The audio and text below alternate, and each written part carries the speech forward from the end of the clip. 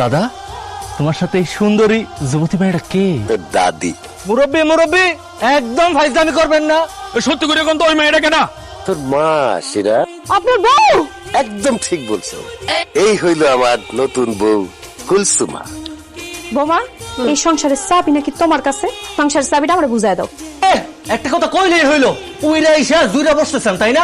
মা, খবরদার কইতাছি, এই সংসারের চাবি তুমি কারো কাছে দিবা না। চুপ কর বেয়াদব, এইখানে বড়রা কথা কইতাছে আর তুই ছোট হয়ে নাক গলাইতেছিস কেন? হ্যাঁ হে আল্লাহ, এইসব আমি কি দেখতাছি? এসব তুমি কি করতেছো? কেন নাতি, তুমি দেখতেছো না তোমার দাদার গোসল করা দিতেছি?